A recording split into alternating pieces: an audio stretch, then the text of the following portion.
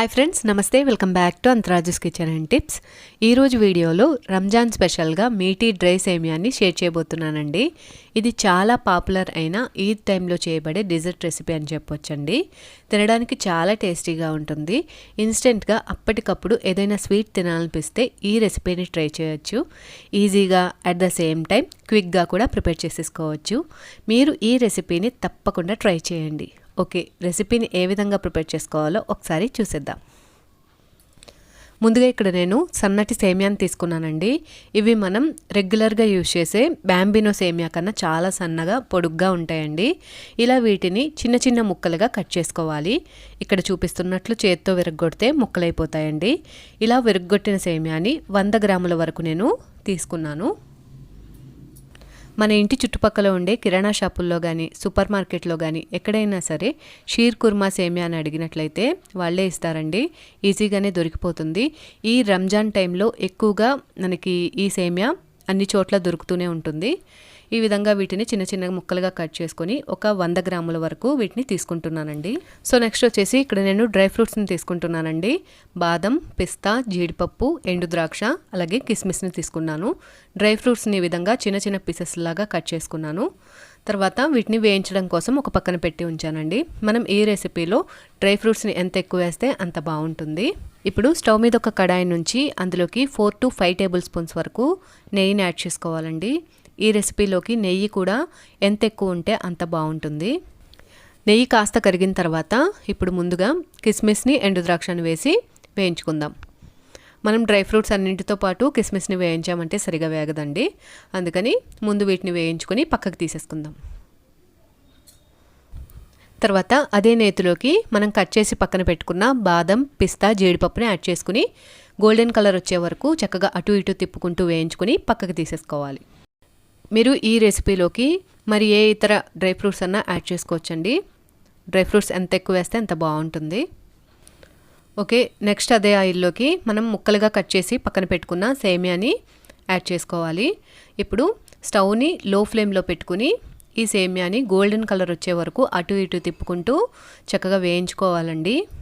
పర్టికులర్గా ఈ రెసిపీ ప్రిపరేషన్లో లో ఫ్లేమ్ని ప్రిఫర్ చేస్తేనే బెస్ట్ అండి. ఎందుకంటే మనం సన్నటి సేమియా తీసుకున్నాం కదా, హై ఫ్లేమ్లో చేసినట్టయితే రెసిపీ అస్సలు సరిగ్గా రాదు. లో ఫ్లేమ్లోనే ఈ విధంగా అటు ఇటు తిప్పుకుంటూ గోల్డెన్ కలర్ వచ్చిన తర్వాత ఇప్పుడు అందులోకి మనం పాలని యాడ్ చేసుకోవాలి. ఇక్కడ వచ్చేసి మనం పాలనైనా తీసుకోవచ్చు, అలాగే వాటర్నైనా తీసుకోవచ్చండి. పాలతో చేయడం వల్ల మనకి ఈ డ్రై సేమియా చాలా టేస్టీగా ఉంటుంది. వాటర్తో అయితే కాస్త టేస్ట్ తగ్గుతుందనే చెప్పాలి. కాకపోతే వాటర్తో చేయడం వల్ల మనకి ఎక్కువ రోజులు నిల్వ ఉంటుందండి. పాలతో చేయడం వల్ల వాటర్తో చేసిన దాని మీద కాస్త నిల్వ తక్కువగానే ఉంటుందండి. మనం తక్కువ క్వాంటిటీలోనే చేస్తున్నాం కాబట్టి ప్రాబ్లం లేదు. అందుకనే నేను ఇక్కడ 1 కప్పు వరకు మేగడతో ఉన్న పాలని వేస్తున్నాను. తీసుకున్న పాలనంతటిని సేమియాలోకి ఒకేసారి వేసేయకూడదండి. కొద్ది కొద్దిగా యాడ్ చేసుకుంటూ మిక్స్ చేసుకుంటూ సిమ్లోనే పెట్టి ఉడికించుకోవాలి. ఇలా చేయడం వల్ల మనకి కరెక్ట్ టెక్స్చర్లో సేమియా పొడి పొడిలాడుతూ రెసిపీ వస్తుంది. ఒకేసారి పాలను వేసేయడం వల్ల ముద్దలా అయిపోయి సేమియా కేసరి ఉంటుంది కదండి, ఆ టెక్స్చర్లోకి వచ్చేస్తుంది. కాబట్టి ఈ విధంగా కొద్ది కొద్దిగా పాలను వేస్తూ మిక్స్ చేసుకుంటూ ఉడికించుకోవాలి. మీరు ఇక్కడ మిల్క్ ప్లేస్లో 1 కప్పు వాటర్ అయినా తీసుకోవచ్చు, అది మీ ఇష్టం. కానీ వేసేటప్పుడు మాత్రం కొద్ది కొద్దిగా యాడ్ చేసుకుంటూ ఈ సేమియాని కలుపుకుంటూ ఉడికించుకోవాలన్నమాట. చూస్తున్నారు కదండి, 1 కప్పు పాలను వేసిన తర్వాత మనకి సేమియా ఈ విధంగా రెడీ అయ్యింది. తర్వాత ఈ సేమియాలోకి 3 టేబుల్ స్పూన్స్ వరకు షుగర్ని యాడ్ చేస్తున్నానండి. అలాగే ఇంకొక 3 టేబుల్ స్పూన్స్ వరకు కండెన్స్డ్ మిల్క్ని వేస్తున్నాను. మీ దగ్గర కండెన్స్డ్ మిల్క్ లేనట్లయితే మిల్క్ పౌడర్ని కానీ లేదా కోవా ఉంటుంది కదండి, పచ్చికోవా, దాన్నైనా వేసుకోవచ్చు. వీటిని వేయడం వల్ల మనకి సేమియా మరింత టేస్టీగా ఉంటుంది. ఇవేమీ లేనట్టయితే కంప్లీట్గా 6 టేబుల్ స్పూన్ల వరకు షుగర్ని యాడ్ చేసేసుకోండి. ఈ విధంగా కండెన్స్డ్ మిల్క్ని అలాగే షుగర్ని యాడ్ చేసుకున్న తర్వాత ఈ రెండు కూడాను చక్కగా సేమియా అంతటా కలిసేటట్టు కలుపుకుంటూ స్టవ్ని లో ఫ్లేమ్లోనే పెట్టుకొని అటు ఇటు తిప్పుకుంటూ ఉడికించుకోవాలండి. ఇక్కడ మీరు ఈ రెసిపీలో మీరు తినేదాన్ని బట్టి తీపిని అడ్జస్ట్ చేసుకోవచ్చండి. ఎక్కువగా తినేవాళ్ళు కాస్త ఎక్కువ వేసుకోవచ్చు, తక్కువ తినేవాళ్ళు తగ్గించే వేసుకోవచ్చు. మనం ఈ కండెన్స్డ్ మిల్క్ వేసేటప్పుడు షుగర్ని కాస్త తగ్గించే తీసుకోవాలండి, ఎందుకంటే కండెన్స్డ్ మిల్క్లో కూడా షుగర్ ఉంటుంది కాబట్టి. ఈ విధంగా రెండింటిని వేసిన తర్వాత మూతను ఉంచి ఆ మాయిశ్చర్ అంతా పోయే వరకు ఒక 5 నిమిషాల పాటు ఉడికించుకోండి. 5 నిమిషాల తర్వాత మూతను తీసి చూస్తున్నారు కదండి, ఈ విధంగా మిక్స్ చేసుకున్నామంటే మనకి ఈ సేమియాలోని మాయిశ్చర్ అంతా ఆవిరైపోయి ఉంటుంది.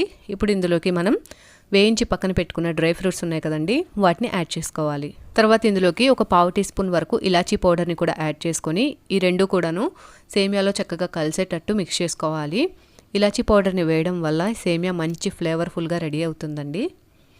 ఈ విధంగా ఈ సేమియాని కొద్దిగా సపరేట్ చేస్తున్నట్టుగా మిక్స్ చేసుకోవాలి. మీరు ఫోర్క్ తీసుకున్నట్లయితే ఈ సేమియా చక్కగా విడిపోతుందండి. నేను ఈ గరిటతోనే మిక్స్ చేసేసాను. సో ఇక్కడ ఇంకా మీరు ఈ రెసిపీ కలర్ఫుల్గా కనిపించడం కోసం కొద్దిగా ఫుడ్ కలర్ని కూడా యాడ్ చేసుకోవచ్చండి.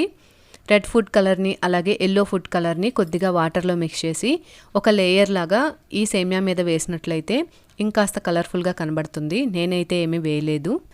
చూస్తున్నారు కదా ఫ్రెండ్స్, రెసిపీ ఎంత క్విక్గా రెడీ అయిపోయిందో. ఇంత క్విక్గా రెడీ అయిపోయినా కానీ టేస్ట్కి ఏమాత్రం తగ్గదండి, చాలా చాలా బాగుంటుంది. మీరు ఈ రెసిపీని ఒకసారి ట్రై చేసి టేస్ట్ చేసి ఎలా వచ్చిందో నాకు కామెంట్స్లో తెలియచేయండి. మీకు నా ఈ వీడియో కనుక నచ్చినట్లయితే ప్లీజ్ లైక్ చేయండి, మీ ఫ్రెండ్స్ అండ్ ఫ్యామిలీ మెంబర్స్కి షేర్ చేయండి. కొత్త వాళ్ళు ఎవరైనా మన ఛానల్ని చూస్తున్నట్లయితే మర్చిపోకుండా సబ్స్క్రైబ్ చేయండి. మరొక మంచి వీడియోతో నేను మిమ్మల్ని మళ్ళీ కలుసుకుంటాను. Thanks for watching.